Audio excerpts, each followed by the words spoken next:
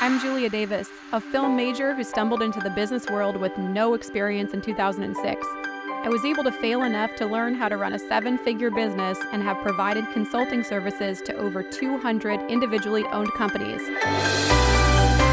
Through this podcast, I hope to provide some perspective on the growth and grit it takes to accomplish big goals and share some hard lessons I've had to learn along the way.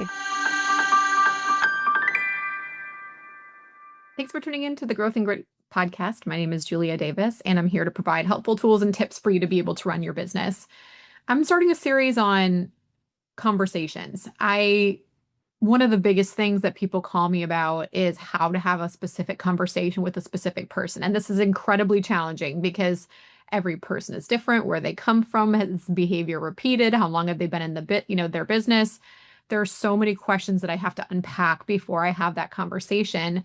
But overarching, the theme was, how do I have this conversation? So what I tried to do is create a chat GPT that I could put all my thoughts into a chat GPT on different ways to have conversations, what the overlying message should be, how to redirect somebody to a positive behavior and loop them back into where they're supposed to be focused. That I was, it's a work in progress, but I was able to create something like that. And I want to show you guys how to use that, but also plug in one of the biggest topics that people are most uncomfortable with talking about.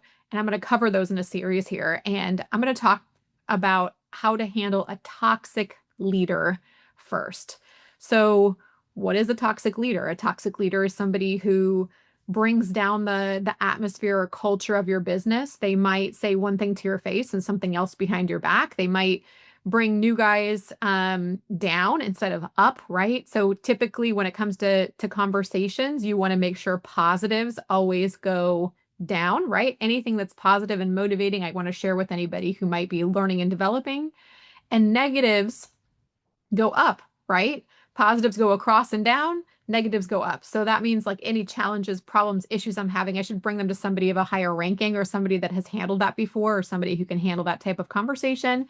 Anything that's positive would go across and down to my coworkers and anybody who might be still learning and developing, because they don't need to hang on to anything that I'm dealing with. So a toxic leader will typically do the opposite of that, right? The positives will go up and the negatives will go across and down. So that's how you can figure out, like, is this person helpful or hurtful to the business or team that I am leading?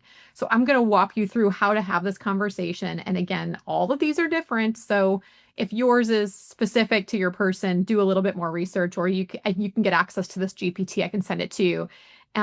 Just click on my Instagram profile, which is julia.bizstories, and send me a text or a DM on there, and I will send you the link to get that downloaded onto your phone. So I'm going to do a screen share here so you can see. I'm a visual person, so I like to show people visually what we're doing. So toxic leader will kill your culture faster than anything, and a low producer ever will. So it's not about feelings. It is about these three things: protecting culture, reinforcing standards, and forcing ownership thinking, like helping that person come to their senses. The conversation should be simple and direct. Sometimes these get too lengthy and too complicated. Open it up with not emotion. So keep it very factual and tell them exactly what you're trying to do. So I want to talk to you about something I've been seeing over the last couple of weeks. I've noticed blank specific behavior. I've noticed that you're taking a lot of the negatives that are happening to you and you're sharing them across and down. You're sharing them with people that are brand new, for example, right? So example could be negative talk, shutting down newer reps, not following systems and still trying to lead, right? So those are examples. Whatever it is, you would say the specific behavior that you're attacking and then tie it into the impact. So it's bigger than just them. This behavior doesn't affect just you. It affects how the entire team thinks and performs. So I've noticed that over the last couple of weeks, you've shared a lot of negatives with people who are just learning and developing skill sets. And this doesn't affect just you. It affects how the whole team operates and thinks. So right now, the way you're showing up is hurting the culture we're trying to build, right? So what you're doing is hurting the culture. I'm telling them specifically like the outcome of that behavior right here, and this like how I'm tying in the impact. So then I'm going to draw the leadership line, right? Unfortunately, as leaders of businesses or leaders of teams, we do not get the luxury of being inconsistent or negative. We just can't, right? You have to show up positive. So people copy what you do way more than what you say. So how you show up, your actions are crucial to team development. And at any point in time, all of us were probably a toxic leader. So this is not like you immediately fire this person. It could be a repeated behavior, maybe because you never had a conversation, right? So leaders don't get the luxury of being inconsistent or negative. They just don't because you have to lead. People copy what you do a lot more than what you say. So then I'm putting the mirror on them right here in number 4, where I'm saying, do you feel like the way you've been showing up is something worth duplicating? Like, do you feel like what you're doing should be duplicated? And then sit and listen, right? Listen to them, what they say. And if they're like, yeah, I don't think I'm doing anything wrong, be like, okay, well, tell me this circumstance, how it could negatively impact the team. Because I want them to start thinking about their actions and what they're doing. And then I'm going to set the standard really, really clearly. So I'm like, if you're going to lead and be here, this is the standard. I need you to have positive, solution focused mantra, right? I need you to be positive and solution focused. I need you to lead from the front with your work ethic. I need you to be plugged into systems of mentorship, like whatever it is.